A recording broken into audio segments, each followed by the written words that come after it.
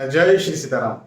अलग अलग ग्रह लग्न कुंडली के अलग अलग भाव में होंगे तो अपने कैसे फल देंगे, इस बारे में हम चर्चा कर रहे हैं। और इस पूरे सीरीज में हम बात कर रहे हैं बुध महाराज के बारे में। बुध महाराज लग्न कुंडली के अलग अलग भाव में होंगे तो कैसे फल देंगे। आज हम बात कर रहे हैं 11वें भाव के बारे में। बुध महाराज लग्न कुंडली के 11वें भाव में होंगे तो अपनी महादशा में कैसे फल देंगे। लेकिन मैं हमेशा ये बात टोकते रहता हूं, बताते रहता हूं, समझाते रहता हूं कि केवल ये नहीं बोलना है, ये नहीं जानना है कि कोई ग्रह किसी भाव में होंगे तो कैसे फल देंगे। नहीं, सिर्फ इतना नहीं जानना है, हमें कम से कम इतना तो जरूर जानना है कि अलग अलग लग्न की कुंडली में कोई ग्रह अलग अलग भाव में होंगे तो कैसे फल देंगे। एक बात ये, या फिर इसको इस तरह से भी कह सकते हैं कि अलग अलग नंबर्स या राशियों के साथ कोई ग्रह अलग अलग भाव में होंगे तो अपनी महादशा में कैसे फल देंगे। कम से कम स्पेसिफिकली इतना तो जानना बेसिक है, मतलब बहुत जरूरी है। हाँ, तो आज हम क्या बात कर रहे हैं, आज हम बात कर रहे हैं अलग अलग लग्न की कुंडलियों में बुध महाराज 11वें भाव में होंगे तो कैसे फल देंगे, या अलग अलग नंबर्स के साथ होंगे तो कैसे फल देंगे। 11वें भाव में अपनी महादशा में कैसे फल देंगे, इस बात के बारे में हम बात कर रहे हैं। अच्छा, यदि आप ज्योतिष सीखना चाहते हैं, अपनी कुंडली खुद पढ़ना सीखना चाहते हैं, यदि आप एक बेसिक एस्ट्रोलॉजर बनना चाहते हैं और मुफ्त में, फ्री में, हाँ कई सारे कोर्सेस अवेलेबल है, लेकिन मैं आपको बेसिक एस्ट्रोलॉजर मुफ्त में बना सकता हूं। कैसे? आपको जाना है YouTube चैनल VS एस्ट्रोलॉजी की playlist astrology lesson in Hindi में, वहां पर जाइए, कतारबद्ध तरीके से एक के बाद एक सारे वीडियोस देख लीजिए, सीख लीजिए, समझ लीजिए। मैं आपको इस बात का दावा कर सकता हूं कि बेसिक एस्ट्रोलॉजर आप बन जाएंगे। रही बात एडवांस एस्ट्रोलॉजर बनने की, तो ठीक है, वो 1-to-1 डिस्कशन करते हैं तो उससे भी बहुत सारी चीजें आती है, लेकिन आपको भी अपना समय लगाना पड़ेगा। आप जितना एक्सपीरियंस लेते जाएंगे उतना आप एडवांस एस्ट्रोलॉजर बनते जाएंगे। हाँ, तो कोई व्यक्ति ये बोल नहीं सकता कि मैं एडवांस एस्ट्रोलॉजर बन गया जब तक कि जैसा होता है ना कि जो ज्योतिष हैं या पंडित जी हैं, ये जितने वृद्ध हो जाते हैं उतना ज्यादा इनकी इज्जत होती है। क्यों होती है? क्योंकि इनके पास एक्सपीरियंस, इनके पास जो है अनुभव इतना ज्यादा आते जाता है और नया नया नया नया सीखते जाते हैं। मैं मानता हूं कि जिंदगी मेरी पूरी भी हो जाएगी ना, किसी की भी, मैं मानता हूं अध्यात्म के दृष्टिकोण से, भाई ज्योतिष शास्त्र एक अध्यात्म का हिस्सा है, हमारे सनातन संस्कृति का हिस्सा है। अध्यात्म में आपका जिंदगी पूरा भी हो जाएगा ना, मरते दम तक आप पूरी तरह से नहीं सीख सकते, लेकिन हाँ हर दिन नया जरूर सीख सकते। तो बस हमको क्या करना है, हमको हर दिन नया सीखना है। ठीक है, चलिए, तो शुरुआत आप फ्री से कीजिए, फिर आपको पेड कोर्सेज भी अवेलेबल और बहुत सारी चीजें फिर हो जाती हैं। चलिए, तो हम यहाँ पर बात करेंगे, हम शुरुआत करेंगे बुध महाराज के 11वें भाव में एक नंबर के साथ, है ना। तो यहाँ एक होगा तो यहाँ 2, 3, 4, 5, 6 और 7 लिखने की जरूरत नहीं थी। हमें एक बात ध्यान रखिएगा, हमें टोटल 4 नंबर्स जानना बहुत जरूरी है कि ये कहाँ लिखे हुए हैं। कौन कौन से 4 नंबर जानना जरूरी है? हमें सबसे पहले ये जानना जरूरी है किस लग्न की कुंडली है। तभी तो पता चल पाएगा कि भाई लग्नेश जो है वो शत्रु है या मित्र है। हमें ये जानना जरूरी है कि बुध कौन से नंबर के साथ बैठे हैं। नंबर मतलब राशियां, राशियां कौन सी राशि के साथ बुध बैठे हैं, मित्र राशि, शत्रु राशि। हमें ये जानना भी बहुत जरूरी है कि बुध का नंबर कौन सा है, मतलब 3 और 6, 3 नंबर 6 नंबर, ये बुध महाराज का नंबर होता है। 3 नंबर यानी 3 नंबर का मतलब होता है मिथुन राशि, 6 नंबर का मतलब होता है कन्या राशि। मिथुन और कन्या राशि दोनों बुध महाराज की राशि। तो ये 2 राशियां कहां पर लिखी हुई हैं, ये 2 राशियां जहां पर लिखी होगी उस आधार पर हमें पता चल पाएगा कि इन भावों के स्वामी बुध महाराज हैं। ठीक है, चलिए, तो आप शुरुआत करते हैं 1 नंबर के साथ। भाई देखो, 1 नंबर यानी मेष राशि बुध महाराज की शत्रु राशि है। लेकिन एक बात भी आप जानिए और समझिए कि लग्न भाव के स्वामी, सुख भाव के स्वामी बुध हो गए इस कुंडली में। इसको सुख भाव कहते हैं, इसको लग्न भाव कहते हैं, पता है ना। यदि बहुत बेसिक नहीं पता है तो शुरुआत से वीडियोस को देखिए, है ना। तो लग्न भाव के स्वामी, सुख भाव के स्वामी बुध जो है वो लाभ भाव में बैठेंगे। लग्नेश का लाभ भाव में जाकर के बैठना ये बात बताता है कि इंसान को जिंदगी में लाभ होता रहेगा। और बुध की महादशा चलेगी तो लाभ होगा। किस चीज का लाभ होगा? अर्थ का लाभ, पैसों का लाभ, धन का लाभ, प्रतिष्ठा का लाभ, सम्मान का लाभ, उसकी इच्छा पूर्ति होगी। सुख भाव के स्वामी लाभ भाव में बैठे का मतलब यह है कि इंसान को भौतिक सुख सुविधा, मकान, भूमि, गाड़ी, वाहन, ये सब मिलेगा, ये बात पक्की है। हाँ, बुध मंगल की राशि में बैठे हैं, इसका एक खराब फल ये जरूर मिलेगा कि बुध महाराज जो है वो अपने इस भाव को ना, ये जो 11th हाउस है इसको हम कहते हैं छोटी मोटी बीमारियों का भाव। ठीक है, और एक और बात जानिए, एक और बात मैं आपको बताई नहीं जो हर वीडियो में बताता हूं कि बुध की 7वीं दृष्टि भी होती है। मतलब बुध जहां बैठे हैं वहां से 7वें भाव को भी प्रभावित करते हैं। तो यहां से 7वां भाव क्या आएगा? 1, 2, 3, 4, 5, 6 और 7। तो यहां पर भी वो देखेंगे, दृष्टि डालेंगे। ठीक है ना। तो यहां पर जब बुध की दृष्टि आएगी तो पेट के इश्यूज या पेट के रोग पैदा कर सकते हैं। कई बार मंगल की राशि में बुध का बैठना अपने आप में क्रोध या चिढ़ भी थोड़ी थोड़ी बहुत चिड़चिड़ या क्रोध की स्थिति को भी बना देता है। ठीक है, एक नंबर के साथ तो, लेकिन मोस्टली अच्छे ही फल देखने को मिलेंगे एक नंबर के साथ। एक के बाद में 2 नंबर, 2, 3, 4, 5, 6। अभी क्या होगा, अभी अपने बहुत खराब बुध महाराज ना बहुत खराब फल देंगे। देखो क्या, क्यों खराब फल देंगे, कर्क लग्न की कुंडली है, चंद्र महाराज की कुंडली है। पहली बात, इस कुंडली में 3 नंबर यानी बुध महाराज की जो नंबर है मिथुन राशि और कन्या राशि, 3 और 6 नंबर जो है द्वादश 12वें भाव में है और तीसरे भाव में। इन्हें कुंडली का खराब भाव माना जाता है, दोनों ही भावों को कुंडली का खराब भाव माना जाता है। बुध महाराज जो है वो शुक्रदेव की राशि में आकर के बैठे हुए हैं। शुक्रदेव मित्र राशि है, लेकिन इस कुंडली में मारक ग्रह बुध है, क्योंकि द्वादशेष देखो खर्च भाव के स्वामी लाभ भाव आय भाव में आकर के बैठ गए। इंसान के पास पैसा आएगा पैसा जाएगा। बिजनेस व्यक्ति नहीं कर सकता है, बिजनेस में लॉस जाएगा। किसी को पैसा उधार दिया गुम हो जाएगा ना। बहुत सारी ऐसी स्थितियां बनेगी जो धन के दृष्टिकोण से अच्छी नहीं है, फेवरेबल नहीं है। ठीक है, इसे दवाई को खर्चे का भाव भी कहते हैं और इस भाव को छोटे मोटे रोगों का भाव भी कहते हैं और इस भाव को पेट का भाव कहते हैं। तो बुध की दृष्टि जब पेट पर पड़ेगी तो पेट के संबंधी समस्याएं ज्यादा हो जाए, ऐसी स्थितियां बन जाएंगी। हाँ, कन्या प्राप्ति के योग बनाता है ये बुध महाराज के यहाँ पर बैठना। साथ ही साथ तीसरे भाव के स्वामी का लाभ भाव में आकर के बैठना, भगाएगा, दौड़ाएगा, मेहनत करवाएगा, परेशान करेगा। हाँ, तो ये बुध महाराज की महादशा बहुत खराब है। पढ़ाई लिखाई में मन न लगे, नौकरी में भी उतनी उन्नति ना हो, लेकिन नौकरी ही ऑप्शन रहता है, बिजनेस ऑप्शन नहीं रहता है यहाँ पर। 2 नंबर के साथ तो के बाद में 3 नंबर, 3, 4, 5, 6। अभी क्या होगा, बहुत शानदार फल मिलेंगे। देखिए कई सारे लोग जो है ना बड़े कंफ्यूज हो जाते हैं और यहाँ पर बुध को मारक ग्रह का दर्जा दे देते हैं। हाँ, बुध मारक नहीं है, बुध समग्रह है। मैंने हमेशा ये बताया कि समग्रह यदि अच्छे भाव में मित्र राशि में या स्व राशि बैठे हुए हैं तो वो अपने अच्छे फल देंगे। देखिए 5 नंबर यानी सिंह राशि, सिंह राशि सिंह लगन की कुंडली हो गई। इस कुंडली में बुध महाराज को कौन से भाव मिले हैं, 11वां भाव मिला हुआ है और दूसरा भाव मिला हुआ है। ठीक है ना, तो 11वें भाव मतलब एक योग होता है, धन योग होता है। उस धन योग में क्या होता है कि धन भाव के, इसको धन भाव कहते हैं। तो धन भाव के स्वामी यदि लाभ भाव पर आकर के बैठ जाए तो एक बहुत अच्छा धन योग होता है। यहाँ पर बुध का ही नंबर है, यहाँ पर भी बुध का ही नंबर है। धन भाव के स्वामी लाभ भाव में आकर के स्व राशि बैठे हुए हैं और लाभेश लाभ भाव में बैठे हुए हैं। तो धन, आय, इनकम, पैसे, प्रतिष्ठा, सम्मान के दृष्टिकोण से ये कुंडली बहुत अच्छी कुंडली है। छोटे मोटे हेल्थ इश्यूज हो सकते हैं, ये बात है, लेकिन काम काज, पढ़ाई लिखाई, नौकरी, व्यवसाय में व्यक्ति बहुत आगे बढ़ेगा। वाक पटुता में, बोल चाल में व्यक्ति बहुत अच्छा रहेगा। व्यवहारशीलता में व्यक्ति बहुत अच्छा रहेगा। गवर्नमेंट जॉब लगना चाहता है तो बिल्कुल आसानी से लग सकती है। 3 नंबर के साथ अच्छी स्थिति, 3 नंबर के साथ खराब स्थिति नहीं होती, अच्छी स्थिति। छोटे मोटे हेल्थ इश्यूज का ध्यान देना चाहिए, बस इतनी सी बात है। 4 नंबर के साथ 4, 5, 6, 7, 3। अभी क्या होगा, बहुत शानदार। देखिए वैसे तो 4 नंबर यानी कर्क राशि के साथ बुध बैठे हैं। कर्क राशि शत्रु राशि होती है बुध महाराज की, लेकिन एक बात भी ध्यान रखिए कि बुध इस कुंडली के लग्न भाव के स्वामी है, कर्म भाव के स्वामी है।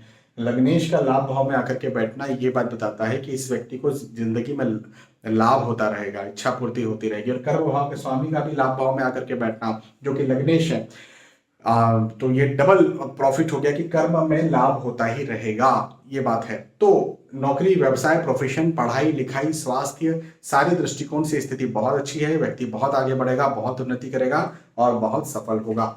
हाँ, बुध की महादशा में कन्या प्राप्ति के योग बनते हैं यदि संतान को देखा जाए तो।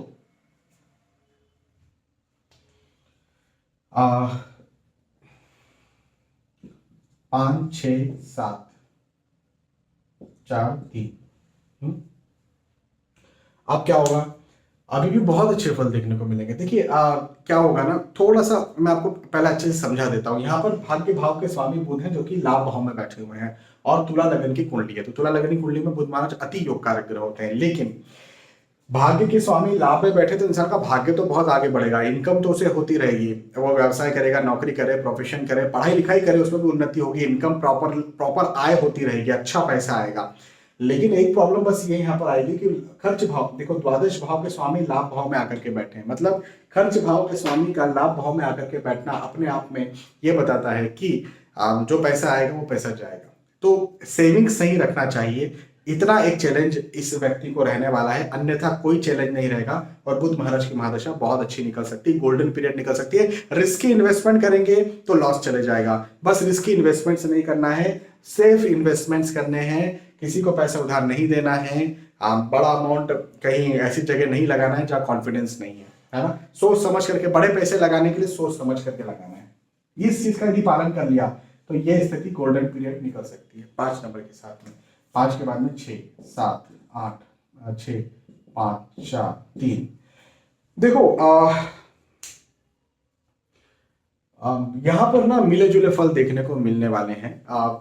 वृश्चिक लग्न की कुंडली है और अष्टम भाव के स्वामी बुध है, लेकिन स्वराशि 6 नंबर में उच्च राशि के बुध हो जाते हैं, तो स्वराशि लेकिन उच्च राशि के बैठे हैं। अब इसे 2 प्रकार से देखा जा सकता है। अष्टम भाव के स्वामी उच्च राशि के बैठे हैं का मतलब ये अष्टम भाव क्या है, चिंता, तनाव, एंजाइटी, डिप्रेशन, है ना, या न्यूरोलॉजिकल इश्यूज। तो बुध की दशा में चिंता, तनाव, एंजाइटी, डिप्रेशन उच्च का बने और पेट संबंधी समस्याएं भी जो है वो बने, ऐसी स्थितियां हो जाती हैं। लेकिन चूंकि स्वराशि बुध बैठे हुए हैं तो कुछ तो लाभ देंगे, उच्च राशि लाभ भाव में स्वराशि बैठे हुए हैं तो कुछ तो लाभ देंगे। तो लाभ क्या देंगे, इनकम प्रॉपर होती रहेगी, लेकिन नौकरी में बिजनेस करेंगे तो उसमें लॉस जाएगा, है ना, ये एक नेगेटिविटी यहाँ पर देने वाले हैं। पढ़ाई लिखाई में मन न लगे, ऐसी स्थितियां होंगी, लेकिन व्यक्ति की बौद्धिक क्षमताएं बहुत अच्छी हों तो पढ़ाई से हट के वो कुछ और कर ले, मतलब बुद्धि है लेकिन मन नहीं लग रहा है, तो ये वाली स्थिति यहाँ पर निर्मित हो जाए, ऐसी संभावना रहती है 6 नंबर के साथ में। 6 के बाद में 7 नंबर, 7, 8, 9, 6, 5, 4, 3। अभी क्या होगा, देखिए कई सारे लोग यहाँ पर कंफ्यूज रहते हैं और बहुत सारे अलग अलग थ्योरीज देते हैं। मारक, बुध को यहाँ पर मारक बता देते हैं, बुध को यहाँ पर बाधकेश बता देते हैं, केंद्राधिपति दोष किसी प्रकार से कुछ बना देते हैं। एक्चुअली यहाँ पर बुध महाराज कोई मारक भी नहीं है, कोई योग कारक में बहुत अच्छे ग्रह हो जाते हैं। धनु लगन की कुंडली में ऐसा भी नहीं है, देखो धनु लगन है ना, 9 नंबर लगन स्थान पर रखा हुआ है, तो यहाँ पर योग कारक ग्रह है बुध नहीं, लेकिन मारक ग्रह है बुध, बाधक ग्रह है बुध नहीं। तो बुध महाराज जो है वो क्या करते हैं कि अपने अच्छे फल देंगे, क्योंकि मैंने भी थोड़ी देर पहले ही समझाया कि समग्रह जो है इस कुंडली में बुध समग्रह, तो समग्रह जो है वो मित्र राशि में बैठेंगे और अच्छी जगह पर बैठेंगे तो अपने अच्छे ही फल देंगे। तो यहाँ पर बुध महाराज जो है वो लाभ करवाते हैं, लेकिन खास तौर पर व्यक्ति का लाभोदय, धन उदय, पैसे में उन्नति, कामकाज में, कैरियर में उन्नति कब होती है, देखो यहाँ देखो 3 नंबर कहाँ लिखा हुआ है, पति या पत्नी के भाव पर 3 नंबर लिखा हुआ है ना। तो शादी होने के बाद में लाभ में बहुत ज्यादा उन्नति होती है, प्रतिष्ठा में उन्नति होती है, सम्मान में उन्नति होती है, बहुत अच्छी स्थिति है, बहुत शानदार स्थिति है। विवाह के पश्चात, हाँ कुंडली मिलान करके विवाह करना पड़ेगा, ये मेरी एक शर्त है, अन्यथा बहुत अच्छी स्थिति यहाँ पर होने वाली है। लेकिन चलो मान के चलते हैं कि शादी नहीं हुई है तो फिर क्या, तो फिर पढ़ाई लिखाई में थोड़ा बहुत मन लगता है, मतलब इंसान एक सामान्य जीवन जीता है, एक सामान्य जीवन। मैं इसको कोई गवर्नमेंट जॉब के क्लर्क का जीवन के तरह समझाता हूँ कि उसके पास एक स्कूटर होता है ना, लेकिन उसके वो 4 व्हीलर भी ले सकता है, लेकिन वो ये नहीं सोच सकता कि मैं एक BMW ले लूंगा या वो महिंद्रा की XUV ले लूंगा बड़ी वाली, ऐसे नहीं सोच सकता। लेकिन वो 4 व्हीलर में सोचेगा मैं मारुति सुजुकी की जो अल्टो है वो ले लूंगा, 4-5 लाख तक की गाड़ी वो ले सकता हूँ, 6-7 लाख तक की गाड़ी ले सकता हूँ, ज्यादा नहीं ले सकता। मतलब एक सामान्य जीवन, उसको दिक्कत भी कुछ नहीं है, उसको ऐसा नहीं कि कुछ नहीं मिल रहा, लेकिन उसको ऐसा है कि बहुत ज्यादा कुछ भी नहीं मिल रहा, लग्जरी लाइफ भी नहीं मिल रही। तो बस बुध महाराज ये ऐसी ही स्थिति को पैदा करते हैं। पढ़ाई लिखाई बहुत बुद्धिमान है ऐसा भी नहीं, लेकिन ठप है, किसी प्रकार से ढव है ऐसा भी नहीं है, सामान्य है। लेकिन विवाह के पश्चात इंसान अपने चमत्कार दिखाना शुरू कर देता है, बहुत उन्नति हासिल करता है। तो सम है, सामान्य है 7 नंबर के साथ। 7 के बाद में 8 नंबर, 8, 9, 10, 8, 7, 6, 5, 4, 3। यहां पर बुध महाराज अपने अच्छे फल देंगे। देखिए भले ही वृश्चिक राशि मंगल महाराज की राशि में बुध बैठे हैं, मकर लगन की लेकिन कुंडली है, और मकर लगन का मतलब होता है शनि महाराज की कुंडली। शनि महाराज की कुंडली में बुध जो है भाग्य भाव के स्वामी होते हैं, 6वें भाव के स्वामी है। लेकिन मैं हमेशा आपको समझाते रहता हूं कि यदि त्रिकोण भाव के स्वामी है तो 6वें भाव को नहीं देखेंगे, षष्ठेश नहीं गिनेंगे, इसको त्रिकोणेश ही गिनेंगे। तो भाग्येश ही बोलूंगा मैं बुध को, षष्ठेश नहीं बोलूंगा। और भाग्येश बुध यदि है और लाभ भाव में बैठे तो इंसान का भाग्य में उसका लाभ है। बुध की महादशा में पढ़ाई लिखाई में मन लगेगा, बुध की महादशा में व्यक्ति का नौकरी व्यवसाय प्रोफेशन बहुत आगे बढ़ेगा, बुध की महादशा में व्यक्ति जो है प्रतिष्ठा बहुत हासिल करेगा।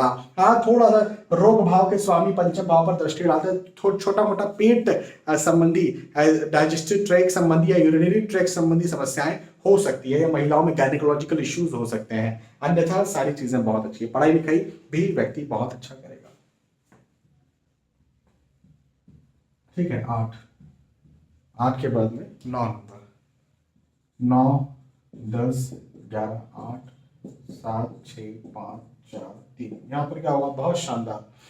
देखो बुध महाराज जो है ना 9 नंबर में धनु राशि के साथ बैठे हैं। धनु राशि बुध महाराज की कोई शत्रु राशि नहीं है, पहले तो ये समझिए। दूसरी बात ये है कि कुंभ लग्न की कुंडली और बुध महाराज यहाँ पर पंचम भाव के स्वामी होते हैं, पंचमेश होते हैं, अष्टमेश भी होते हैं, लेकिन मैं बताते रहता हूँ ना कि योग कारक ग्रह कैसे देखते हैं।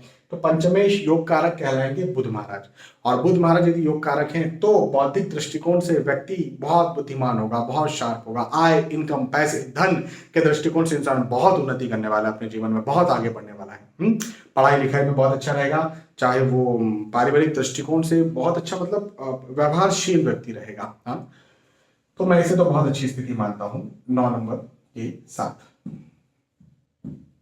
9 के बाद में 10 नंबर, यहाँ पर 10 आएगा, तो 11 और 12, 1 2 3 4 5 6।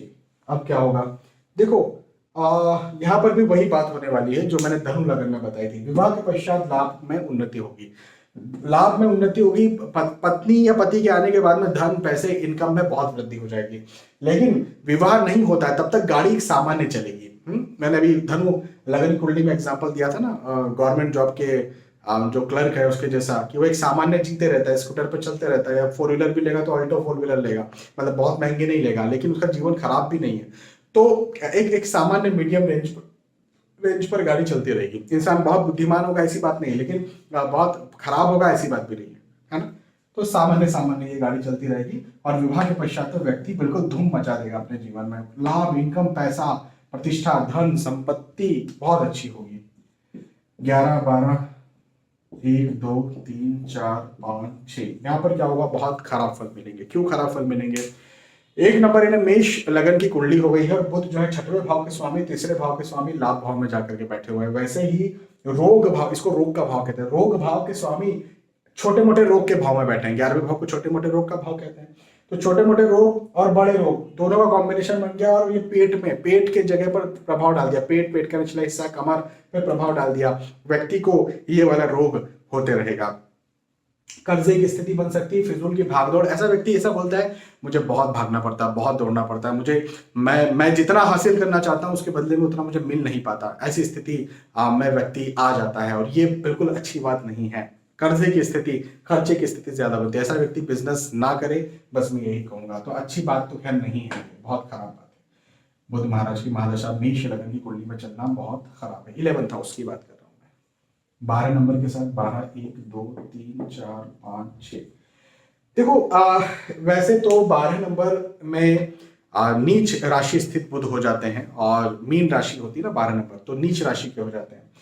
लेकिन एक बात यह भी है कि अधिकतर ये देखा जाता है कि शुक्र बुध के आसपास कहीं ना कहीं बैठे होते हैं। अधिकतर कुंडलियों में शुक्र यही या तो यहाँ या तो यहाँ या तो यहाँ ऐसे बैठे होंगे। और अच्छा, शुक्र से के बैठने से क्या होता है, शुक्र यदि डिग्री वाइज क्लोज है, अब दूसरे भाव में है, मैं उसके लिए नहीं कह रहा हूं, लेकिन कई बार होता है कि डिग्री वाइज, जैसे एक एग्जांपल देता हूं, बुध का डिग्री है 29 है ना, और शुक्र का डिग्री है 5 डिग्री मान लो, है ना।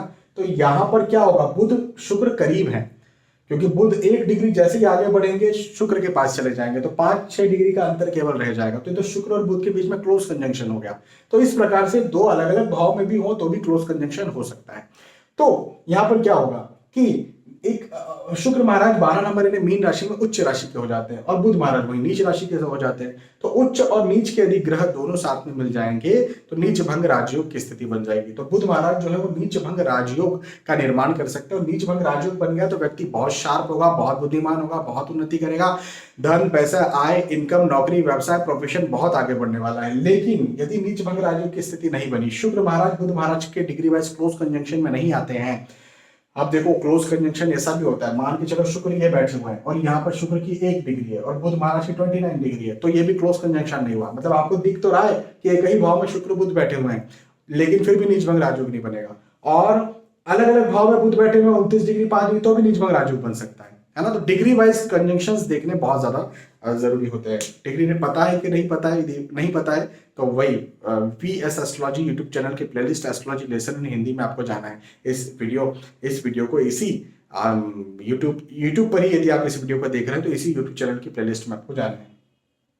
तो इस प्रकार से बुध महाराज जो है अपने बहुत अच्छे फल देंगे यदि नीचभंग राजयोग बन गया। और नीचभंग राजयोग नहीं बना तो बौद्धिक क्षमताएं घट जाती हैं, पढ़ाई लिखाई में मन नहीं लगता है, हेल्थ इश्यूज होते रहते हैं, बिजनेस नहीं कर सकता है व्यक्ति, नौकरी में स्टेबिलिटी नहीं मिलती है, स्वास्थ्य खराब रहता है और भी परेशानी क्रिएट करते हैं। तो अच्छी बात नहीं है, ठीक है। तो यहाँ पर हमने चर्चा की है यहाँ पर हमने चर्चा की बुध महाराज के एकादश भाव में बैठने के या बुध महाराज के 11वें भाव में बैठने पर अलग अलग लग्न की कुंडलियों में या अलग अलग राशियों के साथ बुध महाराज अपने क्या या कैसे फल देंगे इस बारे में। मुझे विश्वास है कि आपको ये बात समझ में आई है, आपको वीडियो पसंद आया है। यदि आपको वीडियो पसंद आता है तो आप मुझे बता सकते हैं कि आपको पसंद आया। बहुत बहुत धन्यवाद। फिर मिलते हैं आने वाले वीडियोज और एपिसोड्स में, तब तक के लिए जय श्री सीताराम।